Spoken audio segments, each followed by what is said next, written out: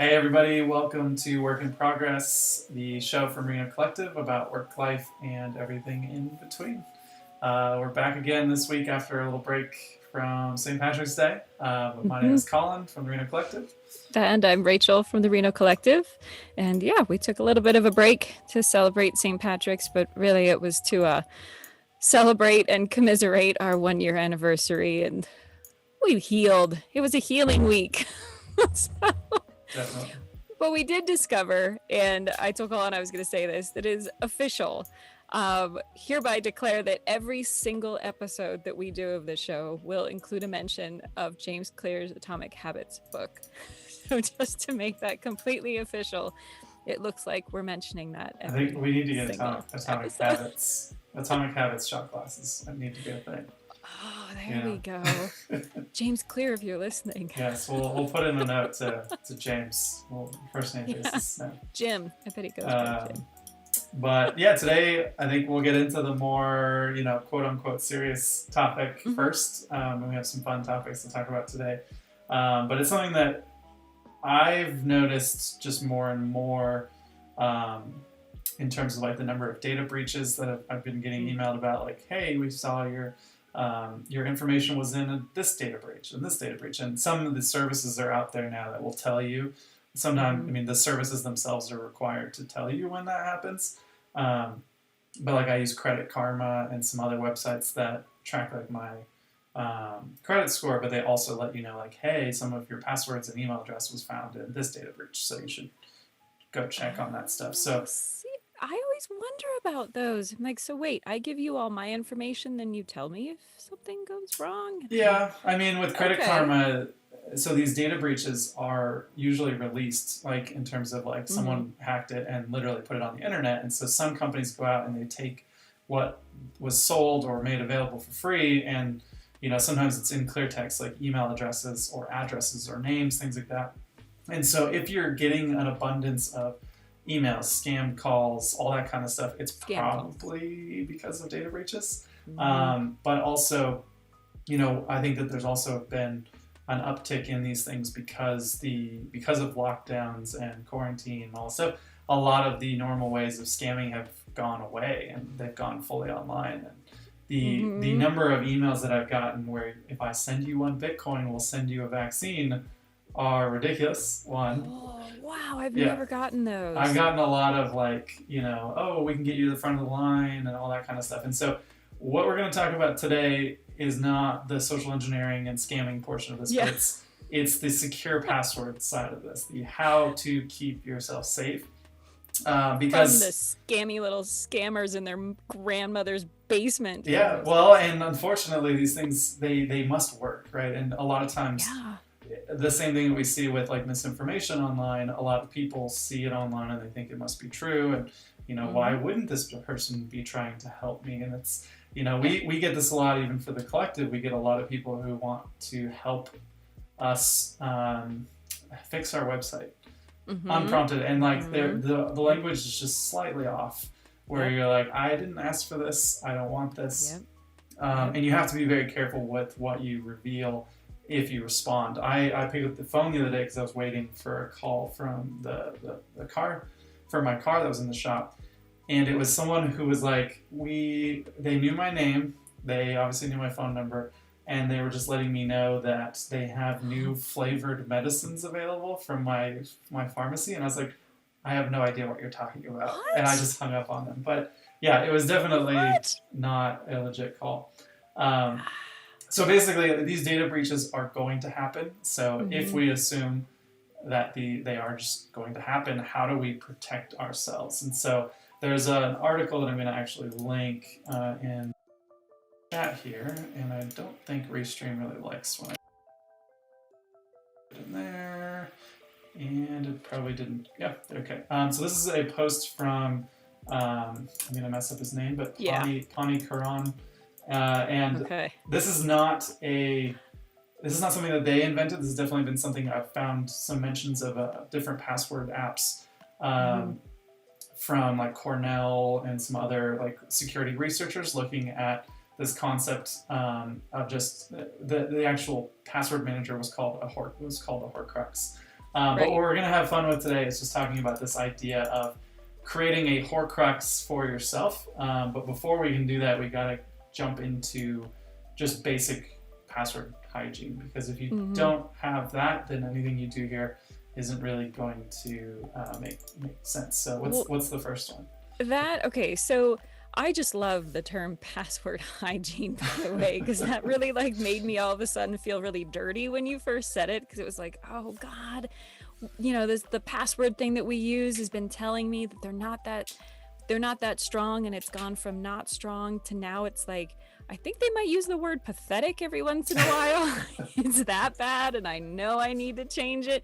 And when you say password hygiene, it just made me feel icky. We're going to use that more. I think that's a good thing, because we should all feel icky about our passwords when they're more than a year old, apparently. Is that the idea? Okay. It depends. I mean, if it's a really secure one, in some industries, I guess like in programming, we you know, if you think of them as keys, we have like key rotations where you rotate your keys on a regular basis because they either might get leaked through just daily use. You know, there's lots of different protocols for this, but in daily life, it's kind of challenging because that same password that you use for Netflix should not be the same password as your bank. But you also don't want a crazy password that you have to type into your TV, right? And so there's a little bit of give and take. Like if someone steals your password for Netflix, it's probably not the end of the world, but your bank and things like that are going to be a little bit less great. So what would be like the first rule for password hygiene? Is going to be long passwords are better than short ones. And that is definitely a rule that I have not done well in the past. And now I get to the point where I have like, well, can't tell the system that I have the system, but yes, now I have long words that I have to take a second to think of how I did the work to get to the password, and then I can put it in. Right. And then random passwords are going to be better than personally identifiable passwords. So this is even, you know, there's a really famous XKCD comic about this, like horse battery staple is better than, you know, a really weird convoluted thing because you can remember it. The problem is it's still a dictionary word, multiple dictionary words. So like in password cracking, you have dictionary attacks and a bunch of other things that people are using to try to crack your passwords. Usually if the site that's been breached is a really good developer, the passwords aren't in the clear and they're stored in a hash. And so they can actually run dictionary attacks against the hash to find out what it is. And that's where having a longer password and a more random password makes that take, you know, longer than 100 years in some cases, which means it'll never get cracked. Having significantly different passwords for different accounts, this is going to be like your bank sensitive things, IRS thing, those kinds of things you want to make sure have really good passwords. So besides, okay, well that brings up a good question though, because unless you have a program that you have one password to open them all. Well, and that's going to be the next tip. How in the world would you remember? Right, exactly. You shouldn't, so how do you do that? You shouldn't remember them, is what I'm going to say here. So you really should be using an app like 1Password, or there's a free one called Bitwarden, Bitwarden.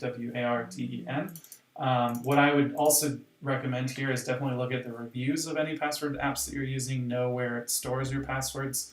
1Password, for instance, is really well known. It's #1 password.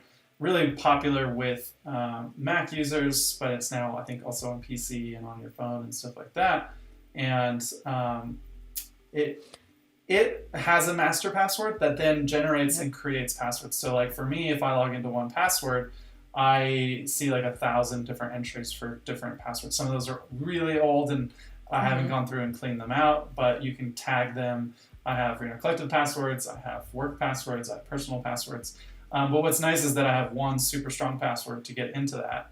And when I'm on my phone, it can use like Face ID to unlock it, so I don't have to type it in. On my Mac, I have to type it in, but if you're on a computer with like the fingerprint reader or things like that, you can tie it to that so you don't have to know what your password is. But I would definitely recommend that. I would look at the reviews because there's definitely some of these, like LastPass has had some bad reviews in the past. Hopefully they've cleaned up their act.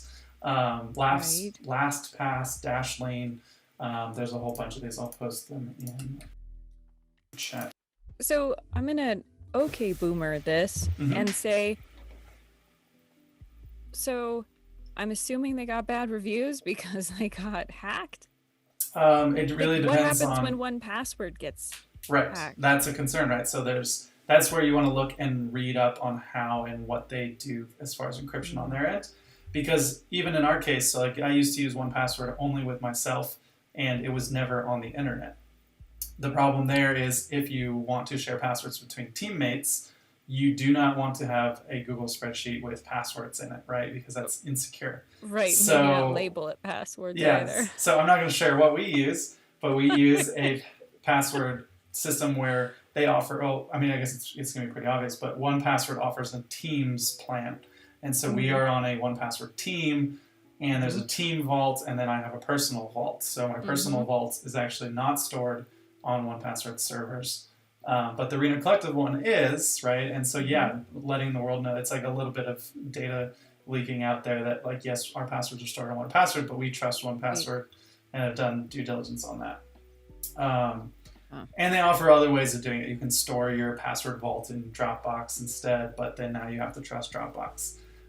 If you store it on Huh? your computer, you have to make sure that you don't spill water on your computer and then lose the vault, right? So Right. that was Right. where when I did that a few weeks ago, I was like, okay, it's time to put this in a bunch of places. And this is very similar if you've done crypto or anything, like you could lose Bitcoin or access to Bitcoin similarly, Mm-hmm. right? Because these Right. things are there's a bunch of different things you have to do to secure them and store them securely. Yeah. So the other thing you can do here, and 1Password and some of these apps also support it, is that you should always use two-factor auth or multi-factor auth if it's offered.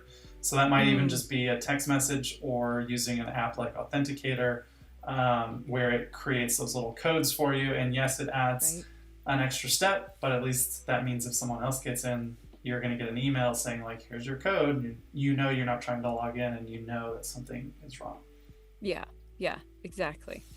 Well, okay. So I know that you can create in those programs, they'll create a random password for you.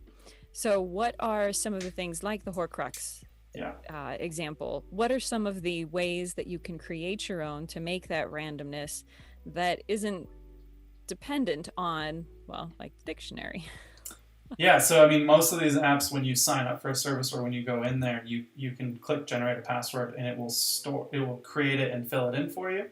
And you can make them super long. You can make them random with symbols, with numbers, with uppercase, lowercase. So let those apps do that. You should not be able to recall your password from memory. But then make 1Password has to have a really good master key that you are able to recover somehow, Mm-hmm. um, because you need it to log into it. So that's Mm-hmm. where the Horcruxes come in. So and honestly, this also applies for every password that's in your 1Password. But let's start off with Right. what is a Horcrux?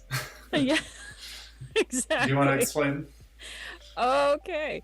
So originally, it was the original use, right? I mean, I I think so. assumed that she made it up. Okay. Just blanked on her name, J.K. Rowling. So Harry Potter, Voldemort, and I'm forgetting what his original name was. We can start. We just The Voldemort. kid's name was, but Yeah. yeah, Voldemort. Sorry. Um, so he had split his soul and then put pieces in various objects. And so using that example, though I'm not entirely sure how it comes from that example, the idea is that you have a little Horcrux word, which, or I guess it could be random, like, you know, random numbers or random letters, right? That you would then attach to every single password that you've saved before you saved it in one of those password protectors. Right. So let's pretend that. So the Horcrux is something that you should never tell anybody, but you should also not Mm-hmm. put into 1Password. Right. So let's just Don't pretend. label it Horcrux. Yeah, let's. Horcrux. So the Shoo. issue is if someone gets access to your master password, then they have Mhm. access to every password in your 1Password. And worse, I mean, 1Password tracks what website it was, what your username was, what your password was, Mhm. to make it easy to log in. And so Mhm. if you add a Horcrux to it, let's just pretend that it's the word apple, which would not be a great one, but you know it works. You then would say, let's just say that we're going to sign into Netflix. It's going to generate a password. We're going to save that in 1Password, but then we're going to add Apple to the end of it. We're not putting that password with the Horcrux into 1Password. We're putting it in there without the Horcrux. The Horcrux is in your head. That does mean that you're going to have 1Password autofill the crazy password for you, and then you're going to manually type in Apple at the end. That means if someone ever gets your master password, they'll be like, oh, sweet, I have the jackpot, and they're going to go in and enter all these passwords, and none of them will work. That's where, again, security is not 100%. It's not a given. If you're using a dictionary word, all kinds of things, then that's only going to make things easier. But again, we're trying to make life harder for anyone who wants to actually steal stuff from us. So you don't have to do this.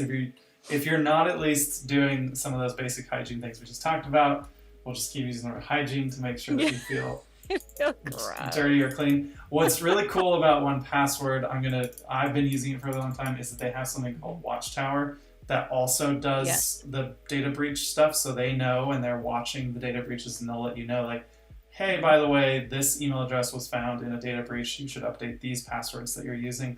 And they actually know the hash for each of those passwords, so they don't need to know what your password is, but the hashes look the same.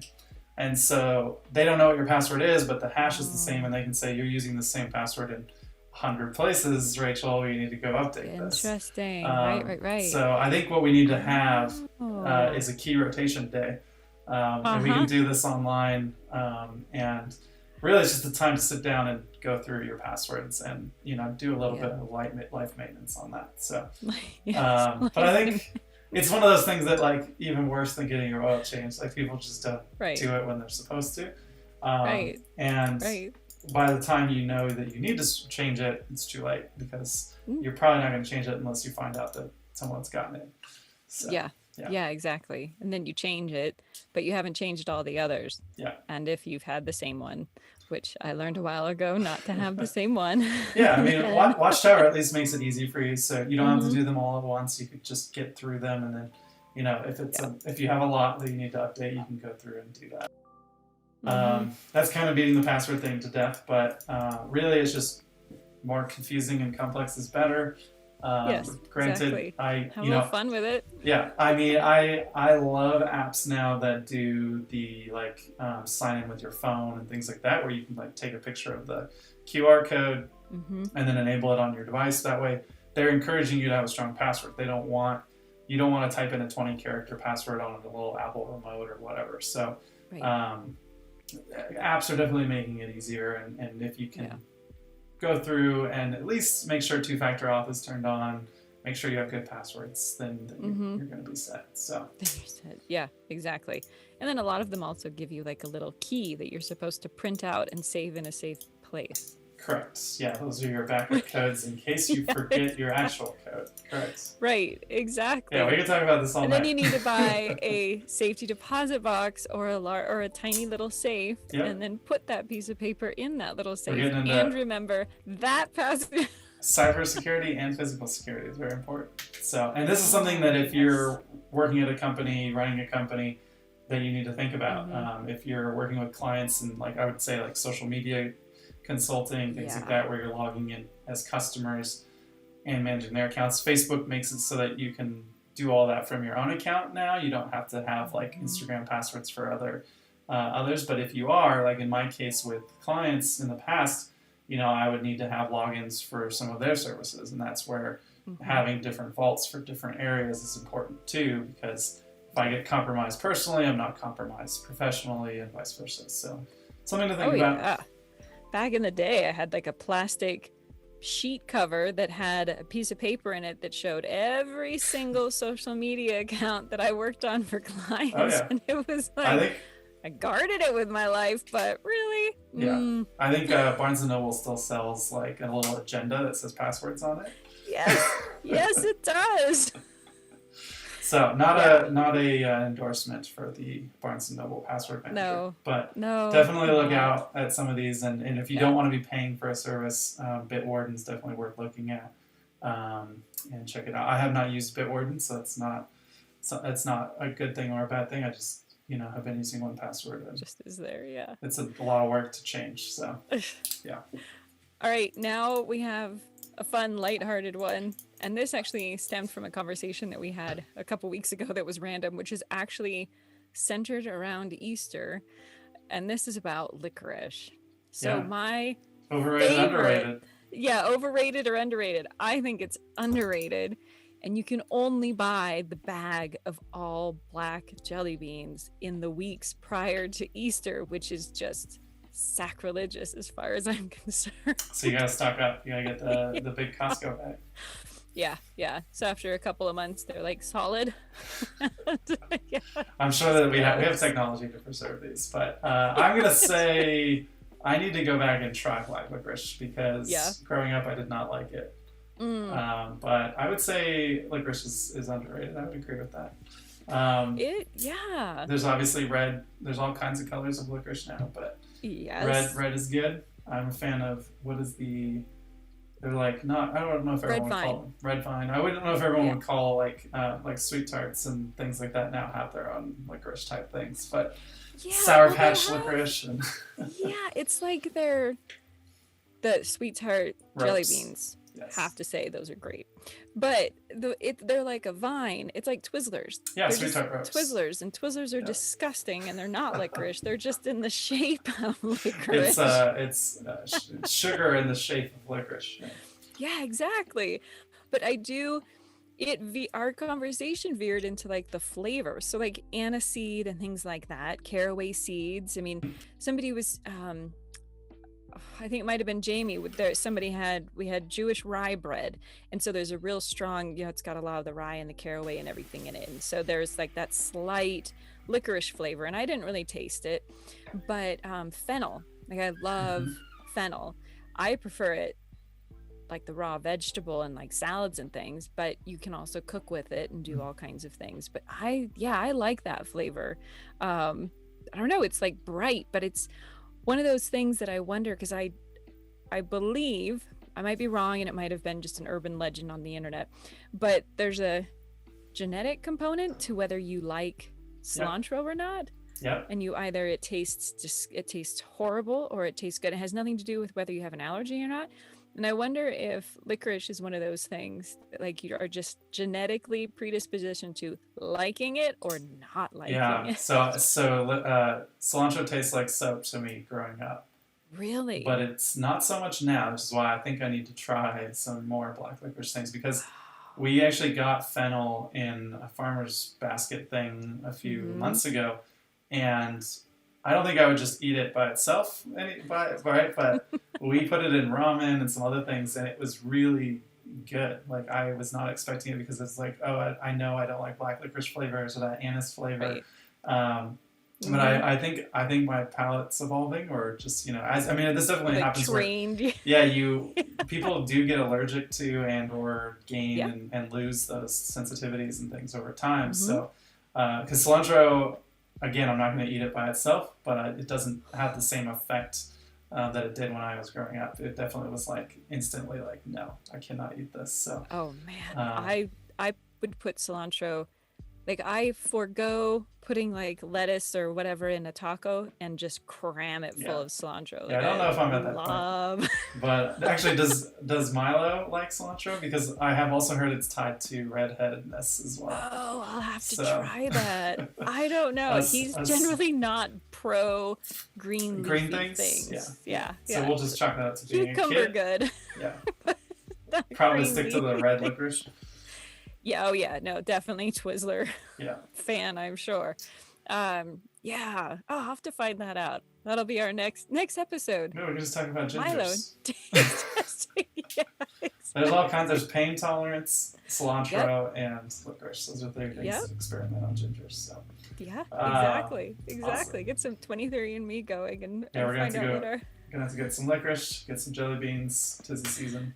Yes, it is. All right, so our last... not that I have some hidden for my children in my closet. That's not the kind of mother I am. Our last topic brings us back to Mr. James Clear. Yes, it certainly does. So this is kind of a neat one, and it totally struck a chord with me. I do this in person, and when the pandemic hit and everyone was working from home, I do it online. And it's a release It's all about shopping. It's all about, well, not shopping. It's Consumption. about buying consumption. Yeah. It's about like buying those things that you feel like you need in order to improve your, it's not just like improving your house or improving the way things feel, but I think it sort of has a connection to the aspiration side of things, not the scam artist that I've just gone down that rabbit hole on. But do you remember the story or the parable of Diderot? Nope. Okay. Thought it was just a thing. So the Diderot effect. Yeah, the Diderot effect. There is a story parable that's in James Clear's Atomic Habits. That's what we're talking about again. But I have Did not read that chapter. Yeah, I've been exposed to this in a bunch of ways, and I did an episode on this on my money podcast too, because it definitely affects shopping. And in this, he sells his library for like, then this is like, I don't actually know if they're a real person. I think they were. But they sell this library for a lot of money in the currency of the time, and buys this like elaborate scarlet robe. And all of a sudden, this thing that they bought is so much nicer than everything that they own. So, the shoes that they're wearing just won't do. The pants won't do. Then by the time they've upgraded their whole wardrobe, now, the furniture is it's not my style anymore. I need to update that. And so the Diderot effect is literally this ramping up of consumption, right? So that one thing has been replaced, and now my identity no longer matches the things that I own, and now everything needs to be changed. So this would be if you buy a new dress and suddenly now you need new earrings, shoes, things like that, right? Or you bought a new rug and now it doesn't quite bring the room together anymore, right? So Big Lebowski needs to go get a whole bunch of new furniture. Those shabby throw pillows need to be upgraded.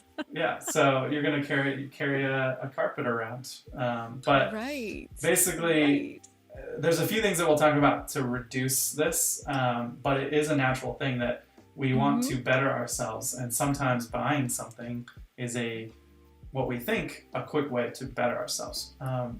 But one of the things that we've talked about this in social media and other things is that the first way to avoid it is to reduce our exposure to it. So Instagram, I think, is probably the biggest culprit of this from an aspiration perspective, but ads and just seeing what other people have, right? The other one is to buy things that fit in your current system. And by that, it's, a good example would be the new MacBooks. If you buy a new MacBook, it doesn't have regular USB plugs. You need to have USB-C plugs. So now all of a sudden, like, your camera doesn't connect, so you either need to buy, like, that's where you either need to buy an adapter or you need to buy all USB-C things. And some people are like, oh, I'll just live the adapter life. Or some people are like, no, I'm going to buy a new camera. So that's where that comes in. And then how does that work with, if you're trying to be minimal? So, okay, well, I guess it's better for me if I don't buy the adapters and I don't carry all of that around, and I just minimize by spending $2,000 on a brand new phone that has the same little USB thing. Yeah, there's that. Well, and that's a good example of, like, that one's not even USB-C. And it's like, thanks, Apple. Now we have to have another cord on top of it. So this is where willpower comes in. Willpower and self-imposed limits, which can be a challenge, but just figuring out, like, is this thing really going to, better me, or is it just something that I want because it no longer brings the room together anymore? So, if you know that you want to spend a certain amount of money on, I think Jonathan mentioned gym memberships or working out, which probably, means buying memberships, but also probably workout equipment for home. And then you get into, I'm going to buy these running shoes because they're going to be new and they're going to motivate me to actually run. And now I need running shorts and and it continues. Now I need Lululemon. Lululemon. I need Lululemon because I have a new yoga class I'm going to start. Exactly. So that's tied to, like, getting all of the getting everything perfect before you start the system. Is kind of what that seems like. Okay, I'm going to have my little sneeze fit. And I see this this happens a lot in tech. So Obviously, even the things that we have here to stream this show, there's a lot of YouTube videos on which camera you need to have, which mic you need to have, which all these different tools and things that you really don't need to get started. I'm still using the same webcam from 10 years ago. It works fine.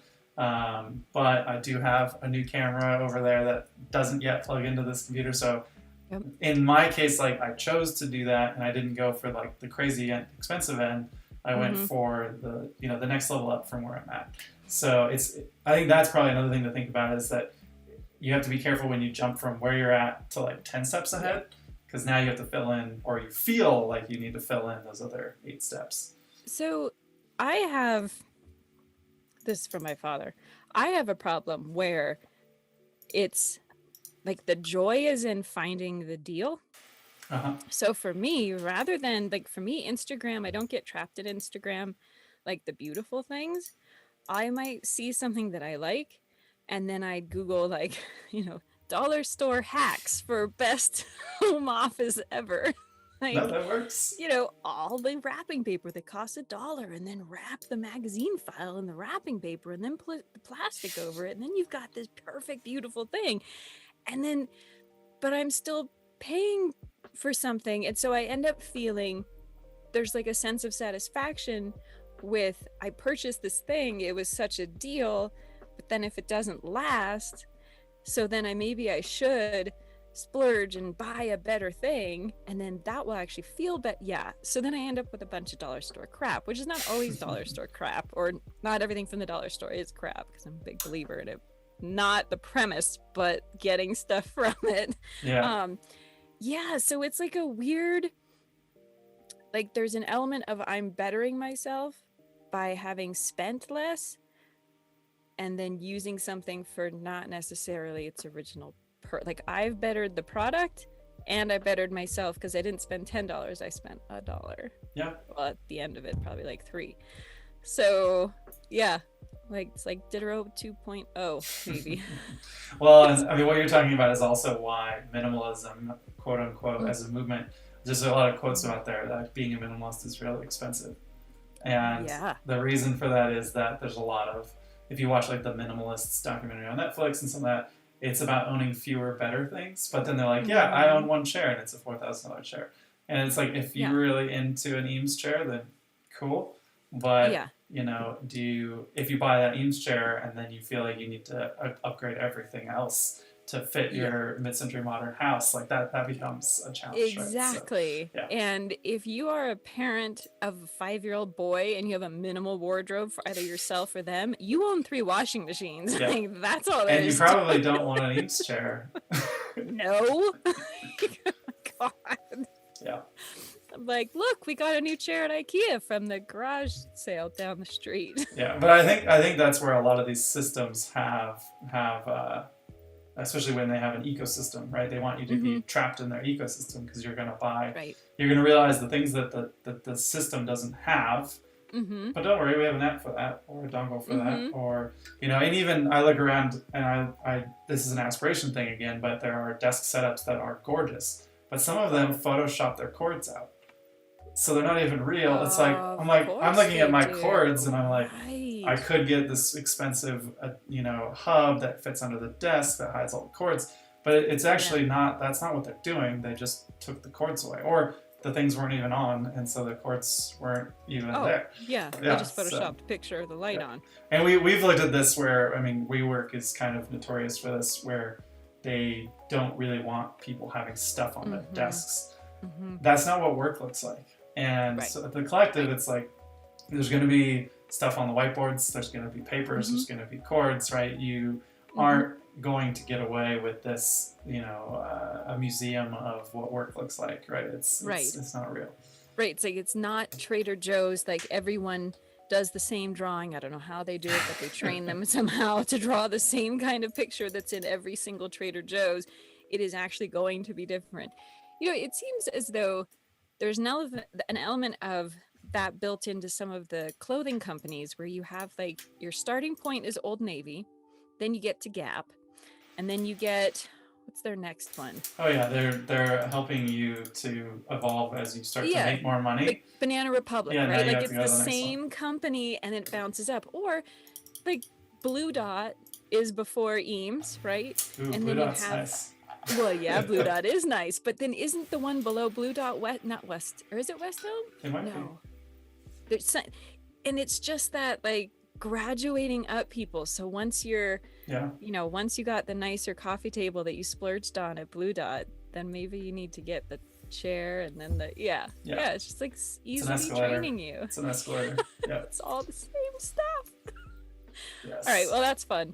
All right, what are we going to be talking about next week? That is time for this week, and thanks everybody for tuning in. But next week we'll be back on Wednesday as well, 5 p.m. We are.